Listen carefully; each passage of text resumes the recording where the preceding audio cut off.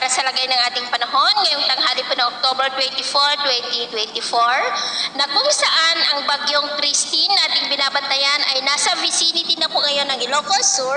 na patuloy pa rin na nagdudulot ng cloudy skies with isolated heavy rains dito po sa malaking bahagi ng Luzon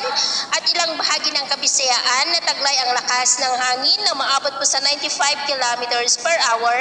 na kumikilos po pa-westward sa bilis na 15 kilometers per hour. At sa susunod po ng mga oras ay posibleng nandyan na sa may West Philippine Sea pero patuloy pa rin yan na magdudulot ng cloudy skies with isolated light to heavy rains dito po sa Luzon, lalo na po sa western section, maging po silang bahagi ng Kabisayaan hanggang bukas, pero unti-unti na naman na po na mababawasan ang mga pag-uulan, lalo na po bukas ng hapon. At pagsapit po bukas ng gabi ay posibleng tuluyan na yan na makakalabas sa ating area of responsibility, pero may namamataan pa rin na may isang bagyo na maaaring kasunod niyan, pero dyan lamang po sa silangan sa bandang taas po ng ating bansa. Sa ngayon ay nakakaranas pa rin ng malalakas na mga pag-uulan dyan po sa ilang bahagi ng Mimaropa, Calabarzon, ilang bahagi ng Western Visayas, Central Luzon at ilang bahagi ng Northern Luzon, at nakataas po ngayon ang tropical cyclone wind signal number 3 sa southern part ng Cagayan,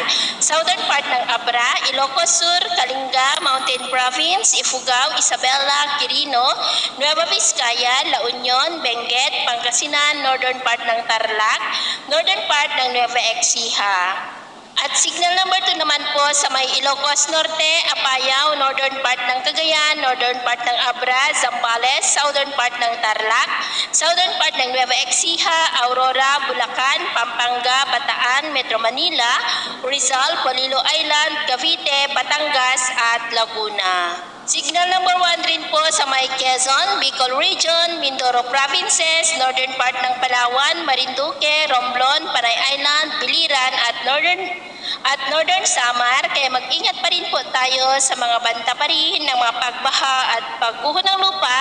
dahil posibleng hanggang bukas pa ng hapon gaganda ang panahon, lalo na po sa mga lugar na dinaanan ng bagyong si Christine. At sa atin naman pong mga baybayin, dahil po sa bagyo, ay iwasan na po muna natin ang papalaot sa halos buong seaboard ng ating bansa, maliban po dyan sa southern seaboard ng Mindanao, dahil ang mga alon po ay posible pa rin na aabot hanggang po sa 5 to 10 meters height. Kaya hanggat maaari,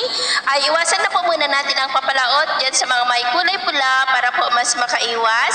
sa mga sakunang